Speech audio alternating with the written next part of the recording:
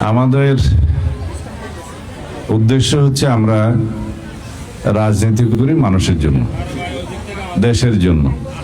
আমরা জনগণের সরকার, জনগণের দ্বারা নির্বাচিত সরকার, জনগণের জন্য সরকার। সেই জন্য আমরা জনগণের বিপদে আপদে সবসময় আমরা জনগণের পাশে থাকব। এটা আমাদের আদর্শ, এটা আমাদের উদ্দেশ্য, এটা আমাদের অঙ্গীকার।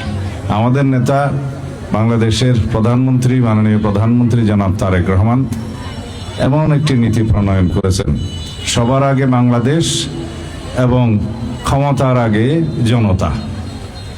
আমাদের জন্য ক্ষমতা নয়, আমরা দায়িত্বপ্রাপ্ত, আমরা জনগণের জন্য।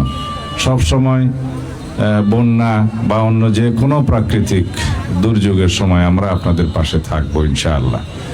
আমরা যারা শুধু ঘরবাড়ি ক্ষতিগ্রস্ত হয়েছে তাদের জন্য নয়, সকল ক্ষেত্রে যারা কৃষক, যাদের ফলন নষ্ট হয়েছে, এখন অবশ্য ফলন আমাদের এদিকে শুরু হয় নাই, বীজতলা নষ্ট হয়েছে বা চারা নষ্ট হয়েছে, তাদেরকে সেভাবে সহযোগিতা করার জন্য আমরা পরিকল্পনা নিয়েছি।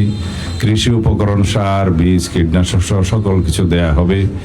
যারা গবাদি পশু এবং মৎস্য চাষের লিপ্ত ছিলেন, যারা বন্যায় ক্ষতিগ্রস্ত হয়েছেন, তাদেরও আমরা জরিপ করে পরিসংখ্যান নিচ্ছি, তাদেরকেও সাহায্য সহযোগিতা করা হবে। এইভাবে সমস্ত জায়গায়, এই স্কুল, কলেজ, মাদ্রাসা, শিক্ষা প্রতিষ্ঠান, সকল কিছু এবং রাস্তাঘাট যেখানে যা কিছু ক্ষতিগ্রস্ত হয়েছে সব কিছু আমরা জরিপ পরিচালনা করে সেগুলো মেরামতের ব্যবস্থা নেব ইনশাআল্লাহ।